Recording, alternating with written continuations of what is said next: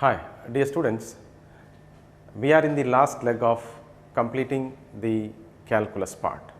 Today, we shall solve some of the problems based on integration, and if time permits, we will also look at some of the problems of differentiation, if time permits.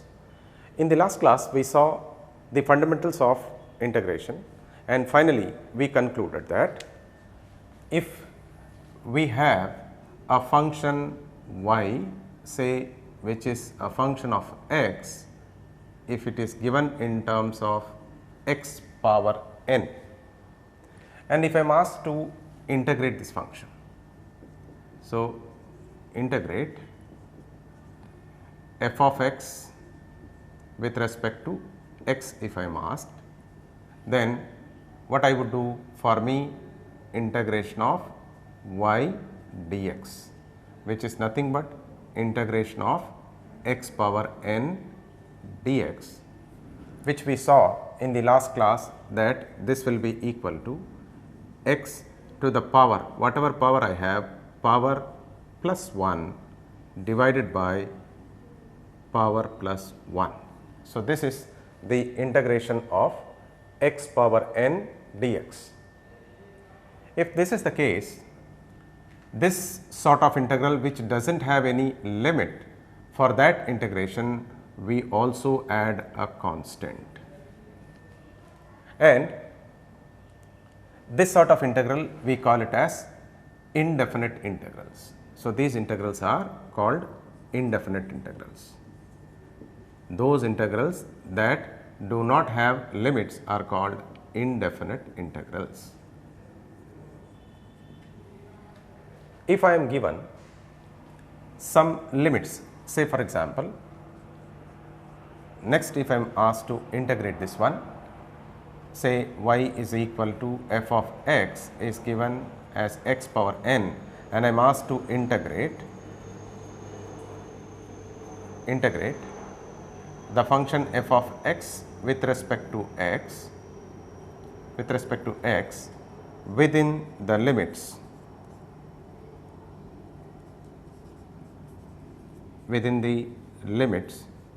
say x is equal to say 2 to 4.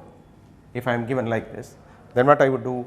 I would integration of y dx, which is nothing but the lower limit is set as 2 and the upper limit is given as 4. So, this is 2 to 4, which is nothing but this is given as 2 to 4. For me, the function y is given as x power n. So, this is x power n dx. Now, when I integrate x power plus 1 divided by power plus 1, and the limits I am going to have from 2 to 4. This time I am not going to introduce any constant here as I introduce here. This constant is introduced only for indefinite integrals. These integrals that has or that have the limits are called as definite integrals. In this case, I will be substituting the limits in place of x. So, I am having the constant n plus 1, and now what I would do is I will replace this x with upper limit first. So, this happens to be upper limit 4 and the power is n plus 1 minus lower limit 2. So, in place of x I will put 2. So, 2 n plus 1. So, this time I am not going to put any constants because this integral is a definite integrals. So, these integrals are called as, or this integral, this is a definite integral. So, whenever we evaluate the definite integrals, after doing integration we are not going to introduce any constant. However, if there is indefinite integral, we will be introducing a constant. Next, let us try to solve a problem. I am given a function y is equal to say x power 5. I am asked to integrate within the limit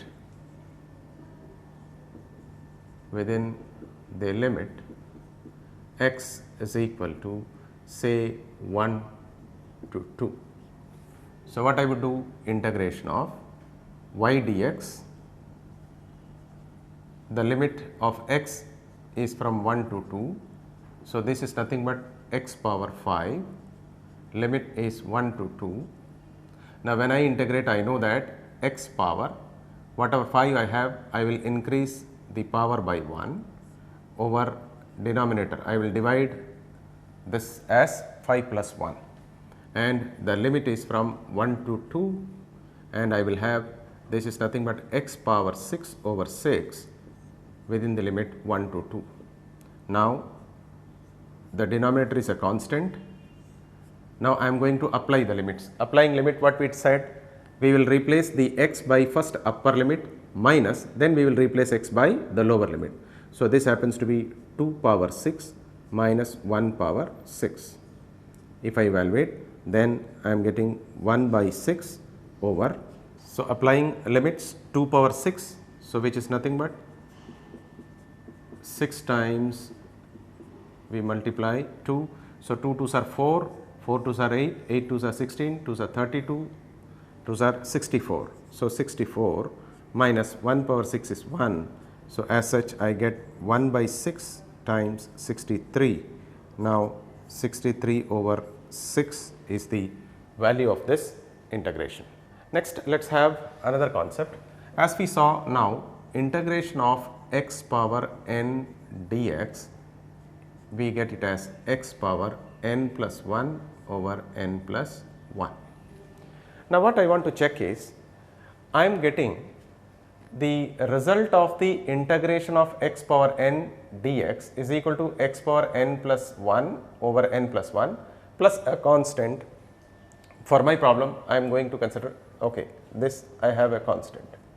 Now, what I am going to do is, I am trying to differentiate this answer, integration of the function with respect to dx, I got the answer this one. Now, I want to differentiate this answer and I want to see what I am going to get.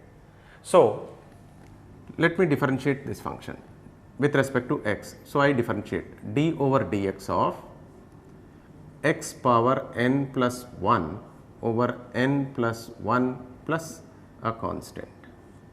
So, when I differentiate this, these are the two terms. So, differentiating d over dx of, separately I am going to differentiate x power n plus 1 over n plus 1 plus differentiation of a constant, which we already know. If I take out this constant outside, so n plus 1 times d over dx of x plus x power n plus 1.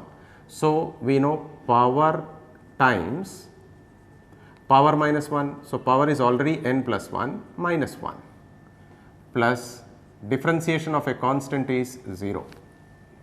Differentiation of a constant is 0. In this case, if I try to evaluate, I see at the denominator I have n plus 1, numerator I have n plus 1 gone, then here it is plus 1 and minus 1. So, I am left with x power 1. So, thus I am getting a relationship between the two. What is it? The relationship says that when I integrate a function with respect to x and I am getting an answer. Now, if I differentiate this result, I am getting the function that I integrated. So, that means integration of this, I am getting this. If I differentiate this, I am getting this. So, shall I say now that integration is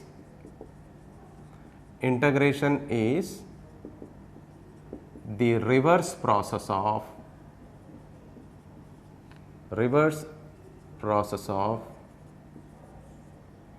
differentiation, because through an example we have seen just now. When I integrate a function, I am getting differentiation. When I try to differentiate the same function, I see that I am getting the function of integration, and that is how we say integration is the reverse process of differentiation. Now, with this concept in mind, we shall try to see how can we integrate the trigonometric ratios. So, let me try to differentiate with respect to x the function say minus cos x. Minus cos x. We have already seen that if I take this minus outside, I am going to get d over dx of cos x, and we know this is nothing but minus differentiation of cos x is in turn minus sin x that we have seen in case of differentiation, or else I am getting that it is sin x. So, from this what I can conclude, d by dx of minus cos x is equal to sin x. In that case, if I see differentiation of minus cos x is sin x, so as such I know that integration is the reverse process of differentiation. So, when I try to find integration of sin x, I must get minus cos x. So, from this I say that integration of sin x dx, for me this is minus cos x. So, this is first one that we need to understand. Second, let me try to differentiate. So, let us say the first one we related. The second one, what I want to do is, I want to do differentiation of d by dx of sin x. I want to do this. So, already we know differentiation of sin x is nothing but cos x. Differentiation of sin x is cos x. So, differentiation of sin x, I am getting a function cos x. So, if I integrate cos x, I am going to get this function sin x. So, thus with this I understand that second problem, if I am given integration of cos x dx, then I am going to get this function which is nothing but sin x. So, next if I see third, if I try to differentiate d by dx of tan x, then I know that tan x is nothing but sec square x. So, I differentiated tan x, I got sec square x. If I integrate, then I am going to get, if I integrate sec square x dx, I am going to get tan x. So, the third expression is integration of sec square x dx if I am given, then I am going to have tan x. So, then let us try to look at another trigonometric ratio. I want to differentiate d over dx of, I want to differentiate minus cot x. I want to differentiate minus cot x. If this is the case, then negative sign taken out, I am having d by dx of cot x, which is nothing but this is equal to minus of minus cosec square x, which we have already seen while doing differentiation. Else I am getting the answer, this is cosec square x. I would say that differentiation of minus cot x is equal to cosec square x. So, differentiation of minus cot x is cosec square x. If I integrate cosec square x, I must get this one. So, therefore, the next fourth one is integration of cosec square x dx. This is nothing but minus cot x. Minus cot x. So, this is say fourth. The fifth one, if I have d by dx of, if I am trying to differentiate sec x, we have already seen that this is equal to sec x tan x, sec x tan x. So, thus when I see here differentiation of sec x is sec x tan x, and if I try to integrate this sec x tan x, I must get tan x. So, thus I get the fifth one is integration of sec x tan x dx. I am going to get this as sec x. The sixth one, if I try to differentiate d by dx of cosec x, if I try to differentiate, or rather say I want to differentiate minus cosec x. If I want to differentiate, then I know that this is nothing but minus d by dx of cosec x, which is nothing but minus of cosec x is minus cosec x cot x, cosec x cot x. This minus and minus goes off, otherwise I get this is cosec x and cot x. So, differentiation of minus cosec x is equal to this. So, differentiation of this is this. If I do integrate this function cosec x cot x, I am going to get this one. So, I am having integration of cosec x cot x dx, which is going to be minus cosec x, minus cosec x. So, hopefully we have covered all the 6 trigonometric ratios. Let us try to solve one problem. If I am given y is equal to say 5x power 4 plus say 3x square plus 2x, and I am asked to integrate with respect to x. Integrate with respect to x.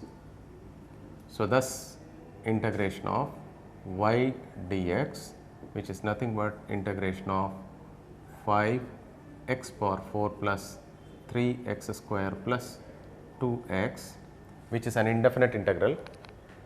So, this dx. So, I have 3 terms. I can separate all the 3 terms like this: 5x power 4 dx plus 3x square dx plus integration of 2x dx. Now, on integration I know that 5 is a constant, x power 4 plus 1, power plus 1 divided by power plus 1. Whatever I do at the power level, I am going to divide with the same. So, plus 3 times x power 2 plus 1 over 2 plus 1 plus 2 times x, already the power is 1. So, 1 plus 1, I have 1 plus 1 plus a constant, because it is an indefinite integral. In that case denominator I am getting 5. So, this and this gone, this and this gone, and this and this gone. So, I am left with x power 5 plus x cube plus x square plus c. So, integration of y dx is this answer. Let us try to solve one more problem. Let me say the function given for me is y is equal to sin x, and I am asked to integrate within the limit, integrate within the limits say 0 to pi by 2.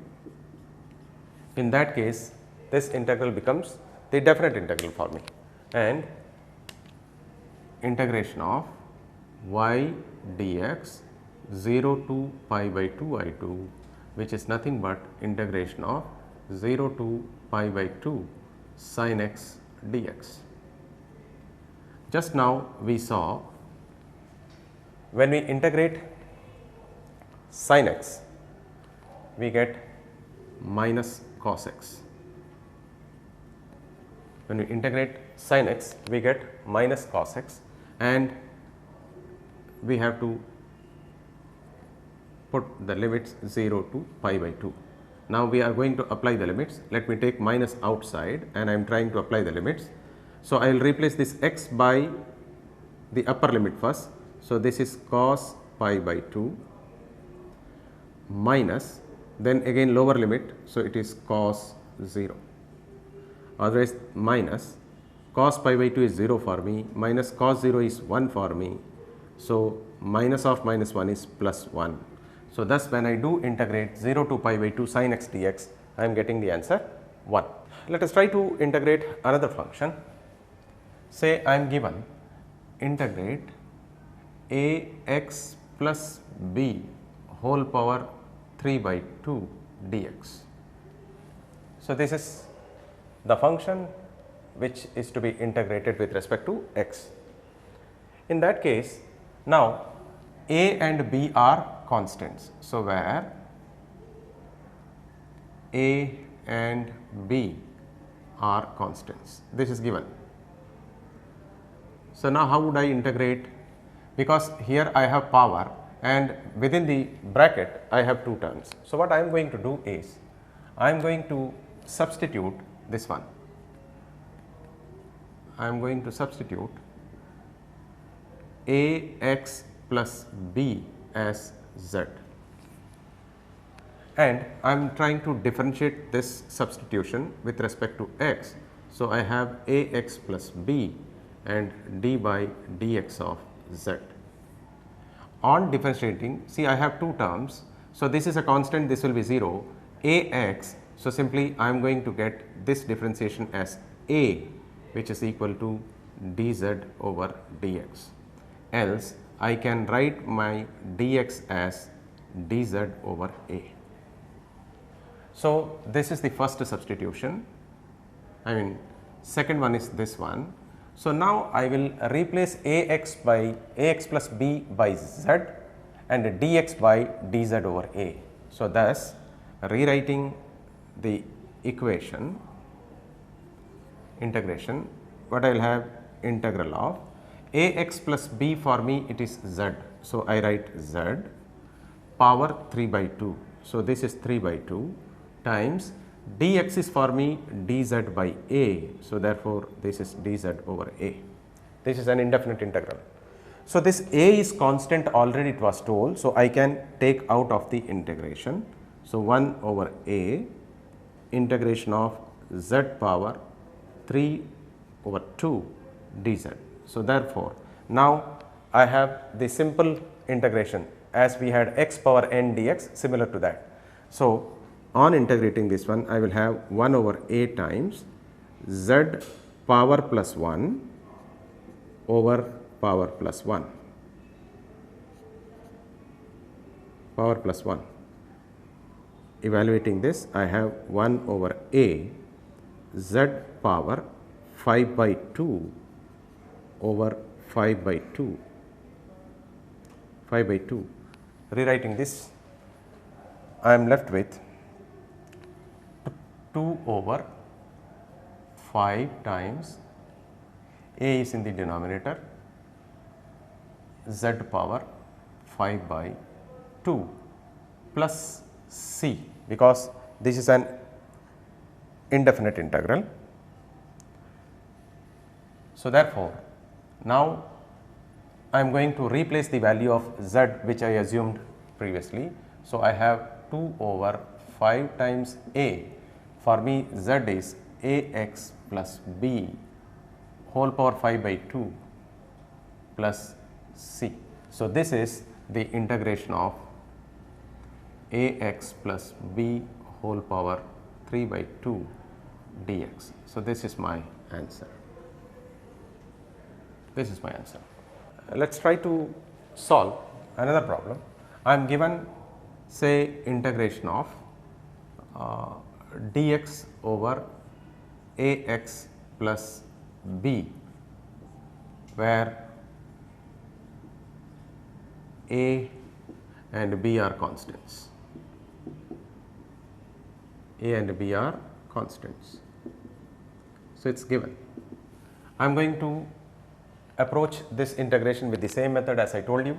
I am going to assume first that ax plus b is equal to z. I am going to differentiate this one with respect to x. So, on differentiating with respect to x, I have d over dx of ax plus b is equal to d over dx of z. This is constant, this will be 0, ax. So, differentiation I am going to get simply a, and this I have dz over dx, else I can write dx as dz over a. So, let me say this is 1 for me, this is 2. So, substituting 1 and 2 in this integration, I have rewriting this integration,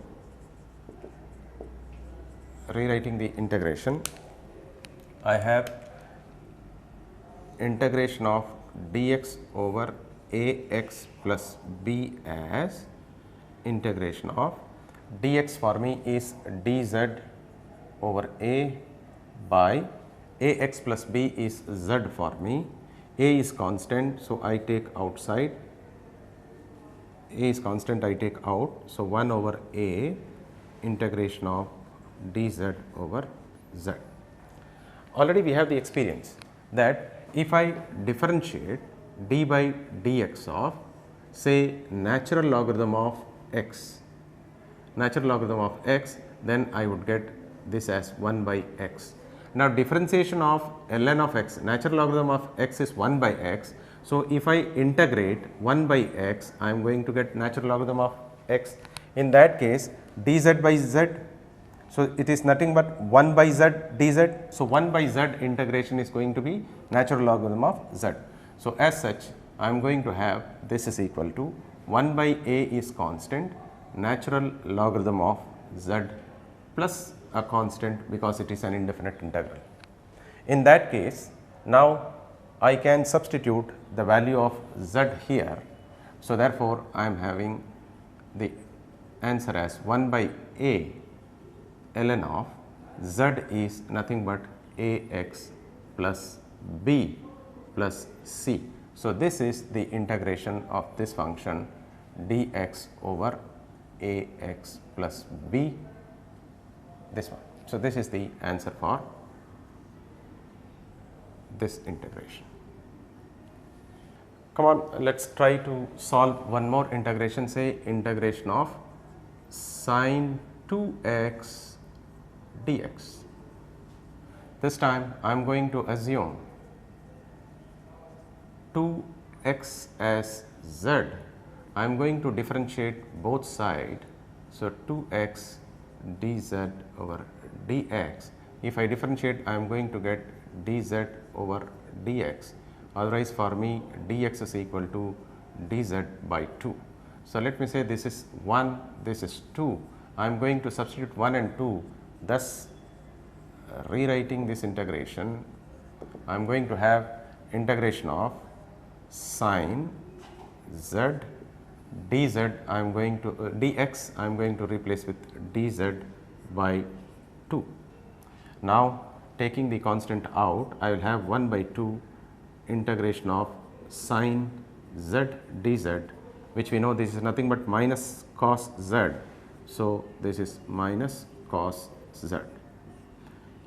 Taking minus outside, so minus 1 by 2 cos, I am going to substitute the value of z that I have assumed earlier. So, this is 2x, else I am having the integration as cos 2x over 2 minus. So, integration of sine 2x dx is this answer. So, this is the answer. Dear students, here we have a problem of our subject physics. What it says, given E minus L di by dt is equal to I into R. Let me correct, this numerator is nothing but I, and I am asked to calculate, find the value of I at any time t in terms of these constants. So, E, L, R are constants I am given at time t is equal to 0, that is initially the current in the circuit is 0. So, to do that, to find this, what I am going to do is, see, I write E minus L di by dt is equal to I into R. This is the given equation. Now, what I am going to do is I am trying to relate the terms that I have the current. So, let me write E minus I R is equal to L d I by dt. I have taken this one right side and I brought this one here, or else I can say that E minus I R over d I is equal to L over dt. Finding reciprocal, I have d I over E minus I R is equal to dt over L. So, I have brought all the current terms on the left side and time on the right side, which I want to find the value of I in terms of t. For that, now what I am going to do, I am going to integrate both sides. So, integrating both sides, I will have integration of d I by E minus I R is equal to integration of dt over L. So, on both sides I want to integrate. Again it is said that see, when time is equal to 0, current is equal to 0, and at any time t I say the current is I. So, these are the limits. So, let me take the left hand side first to integrate. So, left hand side I have 0 to I have d I over E minus I R. Now, this integration we did just now. What I will do? I will assume the value of E minus I R as Z. I will differentiate both sides with respect to di by Z. So, I have to differentiate with respect to I. So, di E minus I into R is equal to dz over di. In this case, this is a constant, already it is given. So, this will become 0. So, I am having minus R is equal to dz over di, otherwise I can rewrite di is equal to minus 1 by R into dz. So, this is 1 for me, this is 2 for me, and I am going to substitute here 1 and 2. So, I am having the LHS rewritten as integration of 0 to I current di for me, this is minus 1 by R. So, let me take minus 1 by R out. So, minus 1 by R dz over E minus I R, I assumed it as Z. So, just now we saw this will be equal to minus 1 by R natural logarithm of Z within the limit 0 to I. Substituting the value of Z, I have minus 1 over R natural logarithm of Z. For me it is E minus I R, and I have the limit 0 to I. If I substitute the limits, I am going to get this is equal to minus 1 by R natural logarithm of E minus, for at the place of I am going to substitute I. So, I R upper limit minus lower limit. So, natural logarithm of E minus, at the place of I am going to substitute 0. So, this is 0, otherwise I have minus 1 by R natural logarithm of E minus I R minus ln of E. This is equal to minus 1 by R ln of E minus I R over E. So, this is my left hand side. I am going to evaluate the RHS of this equation. So, which I have 0 to t dt by L, where L is a constant. So, 1 by L 0 to t dt. So, integration of dt is nothing but t. So, 1 by L t limit 0 to t, which happens to be 1 by L t minus 0. So, I am left with t by L. So, LHS I evaluated, RHS I evaluated, I am going to equate the two. So, on equating the LHS and RHS, I have minus 1 by r times ln of E minus I r over E is equal to T by L. Otherwise, I can have ln of E minus I r over E is equal to minus r by L into T. Otherwise, E minus I r over E is equal to exponential of minus r by L T.